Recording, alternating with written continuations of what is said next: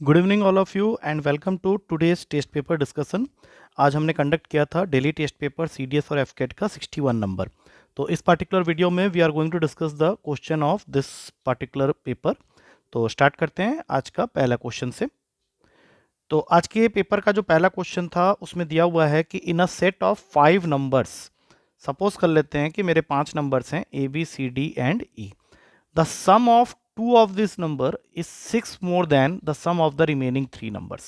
मतलब जो पहले दो नंबर को अगर मैं कंसीडर कर लूं एज 2 नंबर्स, तो इसका सम जो है वो बचे हुए 3 नंबर्स के सम से 6 ज़्यादा है। That means a plus B minus of c plus D plus E is equal to 6।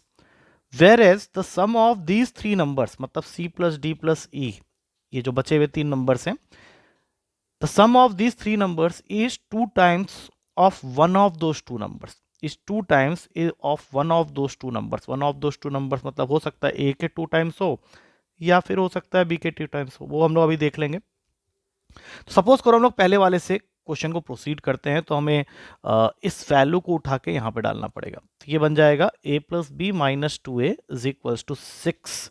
That means b minus a हो रहा है 6 के बराबर। या फिर मैं अगर इस वैल्यू को लेके यहाँ डालूं तो एक सेकेंड इक्वेशन बन जाता है a plus B minus 2b is equal to 6। तो यहाँ से a माइनस बी 6 हो रहा है, तो b माइनस ए और a माइनस बी दोनों ही 6 हो रहे हैं, तो a और b तुम्हारा इक्वल हो जा रहा है इस तरह से। तो अगर उसने पूछा है what is definitely one of this 2 numbers, तो हमारे पास में सिर्फ एक ही कंक्लूजन ड्रॉ हो पा रहा है इस पर्टिकुलर से कि ए और बी तुम्हारे इक्वल हो रहे हैं, और तो कुछ नहीं निकल रहा है। तो I don't think that is sufficient enough to solve it, so data inadequate is the correct answer. अगला क्वेश्चन जो कि हम कई बार कर चुके हैं, 7 बेल्स हैं जो कि रिंग होते हैं at the intervals of 2 3 4 6 8 9 and 12 minutes, and they started ringing simultaneously eight 6 in the morning. मतलब 6 बजे ये पहली बार सारे बेल्स एक साथ बजते हैं। तो तुम्हें पूछा जा रहा है कि how many more times would all 7 bells ring simultaneously till 5 in the evening. तो मॉर्निंग के 6 बजे से लेके 6 इन द मॉर्निंग से इवनिंग के 5 बजे तक टोटल आवर्स अवेलेबल हैं 11 घंटे। तो हमें सबसे पहले तो 2 3 4 6 8 9 12 का एलसीएम लेना पड़ेगा, जो कि अगर हम ढंग से कैलकुलेट करें तो 72 आएगा। तो 72 मिनट्स में एक बार ये बजते हैं, तो 11 घंटे का मतलब होता है 11 इंटू 60 मिनट्स। इसको अगर मैं डिवाइड कर दूं 72 से, तो ये मुझे बताएगा कि कितने बार ये सातों बेल एक साथ बजेंगे। Number of times this all 7 bells ring simultaneously till 5 in the evening. तो ये बन जाता है 660 बाई 72, तो 9 पॉइंट समथिंग बनेगा। दैट मीन्स इसका सही आंसर होगा बी, 9 बार ही बजेंगे। अगला क्वेश्चन है the average of 2 numbers. Suppose कर लेते हैं 2 नंबर है ए और बी, तो इनका एवरेज हो जाता है A plus B whole upon में 2 equals to M. That means A plus B equals to 2m, इसका सम हो गया। तो average of 2 numbers increases by 20। ये कब होगा? When one of the numbers is doubled. Suppose कर लो मैंने ए को डबल कर दिया, और जब मैंने एवरेज निकाला तो जो न्यू एवरेज आएगा वो 20 ज़्यादा हो जाएगा। That means 2a plus B is equals to 2m plus 40, और 2m की वैल्यू हमने यहाँ पे निकाली हुई है, तो ये वैल्यू मैं यहाँ डाल देता हूँ। तो यहाँ पे आ गया a प्लस बी प्लस 40, तो b से b कैंसिल हुआ, a की नेट वैल्यू आ गई 40। मतलब एक नंबर मुझे पता चल गया out of 2 that a is 40। अब दूसरा कंडीशन है कि the same average increases by 25 when the other number is double. तो इस बार हमें क्या करना है, a को सेम रखना है, b दूसरा नंबर को डबल कर देना है, और इस बार जो तुम्हारा एवरेज आ रहा है, जो इनिशियल एवरेज था उससे 25 ज़्यादा है। तो अब यहाँ पे अगर हम लोग क्रॉस मल्टीप्लाई करते हैं तो a प्लस 2b हो जाता है 2m प्लस 50 के इक्वल, और 2m की वैल्यू तो मैं देख ही सकता हूँ यहाँ पे, that is a plus B. तो इस बार मुझे वैल्यू मिल रही है b की, दैट इज 50। और मेरा ओरिजिनल क्वेश्चन ये है कि what was the original average, what must be the original average. तो a और b अगर हमें पता चल गया है, तो एवरेज का फॉर्मूला होता है इन दोनों का सम 40 प्लस 50 अपॉन 2, जो कि 45 देगा। That means C is the correct answer. Next question है a sum of money is to be distributed among P Q and R in the ratio of 6 19 and 7। मतलब P को मिल रहा था 6x, Q को मिल रहा था 19x, और R को मिल रहा था 7x। अब आगे क्वेश्चन कह रहा है कि if R gives rupees 200 from his share, मतलब उसके शेयर में से अगर मैं 200 निकाल के Q को दे देता हूँ, मतलब अब R को मिल रहा है 7x माइनस 200 और Q को R का ही 200 रुपीज मिल गया, मतलब 19x plus 200। Then the ratio of P Q and R becomes 3:10:3। 3:10:3 का मतलब है कि P और R की वैल्यू को वो सेम कह रहा है, तो P में तो वैसे भी कोई चेंजेस नहीं आया था, तो 3:10:3 मतलब 6x और 7x माइनस 200, क्योंकि ये दोनों ही इक्वल हैं तो इसको आपस में इक्वेट कर देते हैं, तो इससे x की वैल्यू आ गई 200। अब हमें क्या चाहिए, what is the total sum. तो टोटल सम निकालने के लिए P को हमने 6x माना था, तो 6 इंटू 200 हो गया 1200। Q को हमने 19x माना था, तो 19 इंटू 200 हो गया 3800। और R को मैंने 7x माना था, तो R हो जाएगा 7 इंटू 200 दैट इज 1400। तो इन तीनों का सम अगर मैं करता हूं तो अभी मुझे टोटल सम मिलेगा जो कि आएगा 6400 रुपीज, जो कि ए ऑप्शन में अवेलेबल है। अगला क्वेश्चन है कि there is a isosceles triangle. Isosceles triangle मतलब दोनों साइड बराबर है, और तुम्हें यह दिया हुआ है कि इस आइसोसेलेस ट्रायंगल का जो पेरीमीटर है, सपोज कर लेते हैं कि इसके जो बेस वाला साइड है वो बी है, and the two equal sides are each Q centimetre longer than the third side. तो ये जो बाकी दोनों हैं, अगर मैं इनको लूं तो ये हो जाएगा ए प्लस क्यू, मतलब क्यू सेंटीमीटर लॉन्गर है ना। तो ऐसा करते हैं, इसको अगर बी लिया है तो ये हो जाएगा मेरा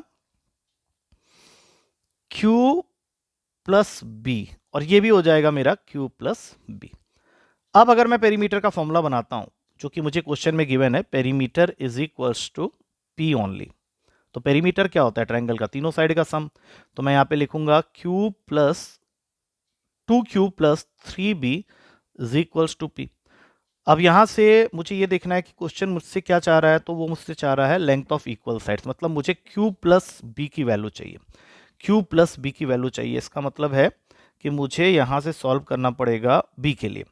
तो 3b की वैल्यू हो गई p माइनस 2q, और b आ गया मेरा p माइनस 2q अपॉन में 3। अब अगर मैं ये वैल्यू को यहाँ डाल देता हूँ, क्योंकि मुझे चाहिए क्या, लेंथ ऑफ इक्वल साइड्स, तो q प्लस बी, ये मेरा one of the equal sides है, तो q को तो कुछ मैं करूंगा नहीं, b की वैल्यू मैंने निकाली हुई है, तो इसको पुट कर देते हैं यहाँ पे p माइनस 2q अपॉन 3।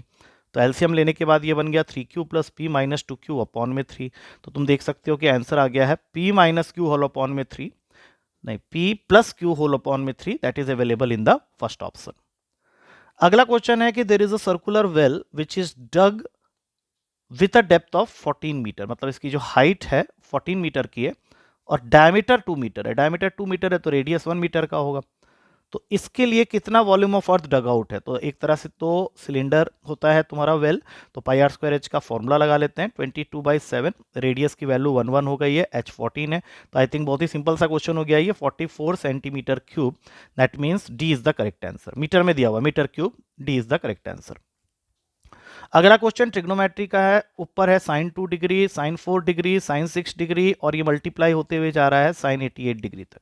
अब नीचे में जो cos 88 है उसको लिख लो sin 2, cos 86 को लिख लो sin 4, cos 84 को लिख लो sin 6, और इस तरह से लास्ट वैल्यू हो जाएगा sin 88, क्योंकि साइन और कॉस एक दूसरे के कॉम्प्लीमेंट होते हैं, that mean sine 90 minus theta is cos theta. तो एक तरह से सारे वैल्यूज एक दूसरे से कैंसिल आउट हो जाएंगे और बी तुम्हारा सही आंसर होगा, दैट इज 1। अगला क्वेश्चन है, there are 2 temples, one on each bank of the river, one temple is 54 metre high. एक नदी है, बीच में दो टेम्पल्स हैं, ए बी एक टेम्पल है, सी डी एक टेम्पल है, बीच में नदी है, बी डी है उसका विड्थ। तो जो 54 मीटर हाई टेम्पल है उसके टॉप से, from the top of this temple, the angle of depression of the top and bottom of the other temple, जो कि दूसरे साइड में है, वो तुमको दिया हुआ है 30 एंड 60 का। और तुम्हें फाइंड करना है कि अगर इसकी हाइट है 54 मीटर तो ये विड्थ ऑफ द रिवर क्या होगा। तो ये तो बहुत सिंपल हो गया, क्योंकि अगर मैं विड्थ ऑफ द रिवर को x ले लूं तो tan 60 degree is equals to 54 upon x in triangle ABD, और हमें निकालना यही है, x की वैल्यू हो गई 54 अपॉन tan 60 की वैल्यू होती है √3। अब रैशनलाइज करने के लिए √3 से ऊपर नीचे मल्टीप्लाई कर देंगे तो 18√3 is the answer, B is the correct option. अगला क्वेश्चन है, तुम्हें एक रिलेशन दी हुई है 4p plus 9q whole upon में p is equals to 5q upon में p minus q। Cross multiply करके क्वेश्चन को आगे बढ़ा देते हैं, 4p स्क्वायर और यहाँ पे आ गया minus 4pq plus 9qp minus 9q² is equals to 5pq। तो 9qp माइनस 4pq 5pq को कैंसिल कर देगा, मतलब रिलेशन आ गया 4p² equals to 9q², p² plus q² की वैल्यू आ गई यहाँ से 9/4। क्वेश्चन हमसे p/q की वैल्यू मांग रहा है, मतलब रूट ओवर लेना पड़ेगा, 9/4 का रूट ओवर होता है 3/2, that means C is the correct answer. आखिरी क्वेश्चन है, एक क्वाड्रेटिक इक्वेशन है x² minus 6x plus 5 equals to 0, जिसकी अगर मैं स्प्लिटिंग कर दूं तो इसके रूट्स जो मुझे मिलेंगे वो मुझे साफ दिख रहा है कि रूट्स इसके दो आ रहे हैं, एक आएगा x इज इक्वल्स टू 1 और एक आएगा x इज इक्वल्स टू 5। तो मुझे ये बताना है कि इन चारों में से कौन सा ऑप्शन इसके इक्विवेलेंट है इक्वेशन है। तो डी ऑप्शन को पकड़ लो, क्योंकि सबसे सिंपल तो वही दिख रहा है। x माइनस 3 का मॉडुलस 2 है, तो मॉडुलस का मतलब ये +2 हो सकता है या फिर -2 हो सकता है। तो यहाँ से x की वैल्यू 5 आ गई और यहाँ से x की वैल्यू 1 आ गई, और यही मुझे चाहिए था, तो D is the correct answer. I hope with this we come to the end of the discussion of this particular paper question. तो एक बार आराम से इसको स्टडी कर लेना, और जो भी डाउट आएंगे you can ask me in the class. I hope इसमें कोई डाउट आएंगे नहीं तुम्हें, बट फिर भी इसको एक बार स्टडी कर लेना। अब कल मिलते हैं नेक्स्ट पेपर के डिस्कशन के साथ। Till then take care and thank you to all of you.